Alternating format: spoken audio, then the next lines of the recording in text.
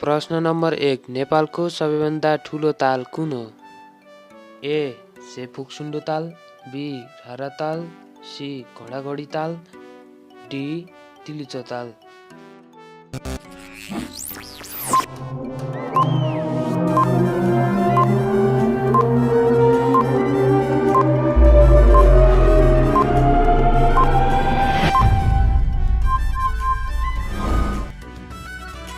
यसको सही आन्सर हो बी. रारा ताल। प्रश्न नम्बर 2 क्षेत्रफलको आधारमा नेपालको सबैभन्दा ठुलो जिल्ला कुन हो? A. Dolpa, B. Humla, C. Gorkha, D. Taplejung.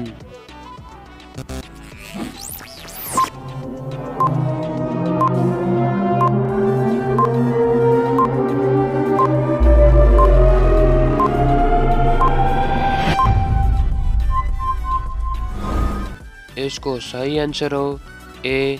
Dolpa. प्रश्न नम्बर 3 जनसङ्ख्याको आधारमा नेपालको सबैभन्दा ठुलो जिल्ला कुन हो? ए.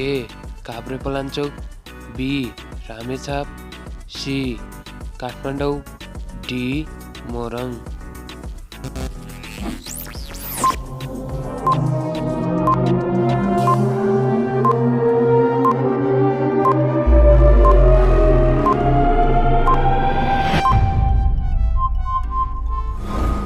सही आन्सर हो सी. काठमाडौँ। प्रश्न नम्बर 4 क्षेत्रफलको आधारमा नेपालको सबैभन्दा सानो जिल्ला कुन हो? A. Manang, B. Bhaktapur, C. Lalitpur, D. Sarlahi.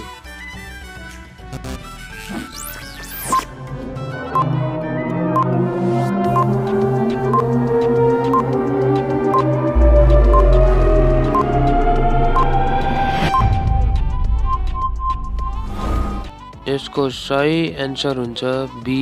Bhaktapur.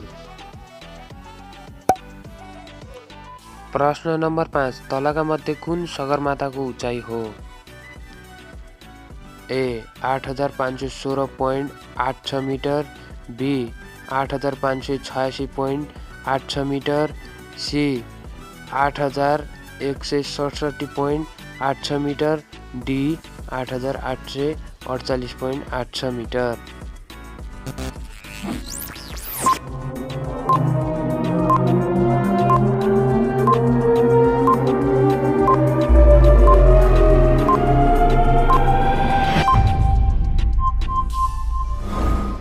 यसको सही आन्सर हो डी. 8848.86 मिटर। प्रश्न नम्बर 6 नेपालको सबैभन्दा अग्लो झरना कुन हो? ए. पतल झरना, बी. हातुङ झरना, सी. डेभिसफुल झरना, डी. पञ्चकोशी झरना।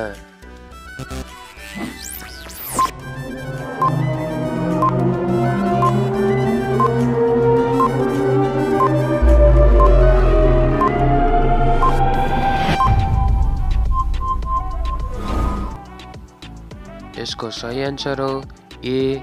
पतल झरना।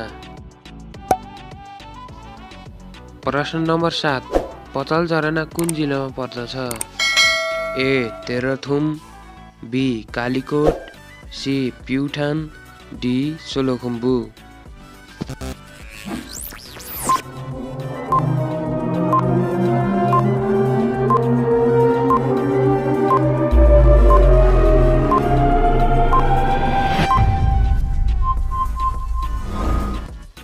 यसको सही आन्सर हो बी. कालीकोट। प्रश्न नम्बर 8 नेपालको सबैभन्दा ठुलो मन्दिर कुन हो? ए. चागुनारायण मन्दिर, बी. पशुपति मन्दिर, सी. जानकी मन्दिर, डी. पाटनको कृष्ण मन्दिर।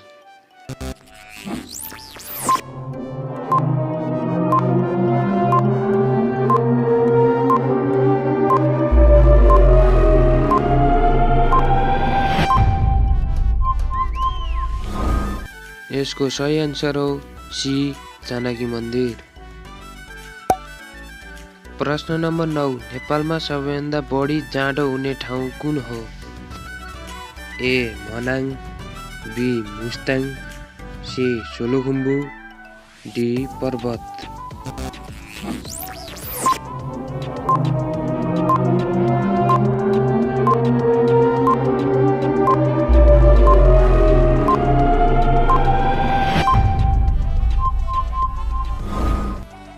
यसको सही आन्सर हो बी मुस्ताङ।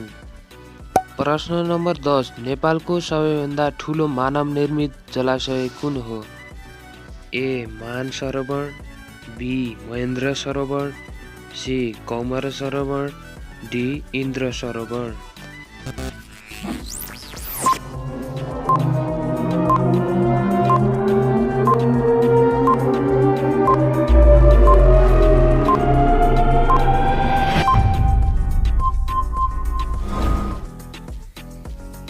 यसको सही एन्सर तपाईहरुले कमेन्ट बक्समा लेखिदिनु होला र साथै तपाईहरु नयाँ हुनुहुन्छ भने मेरो च्यानललाई सब्स्क्राइब गर्न नभुल्नु होला। धन्यवाद।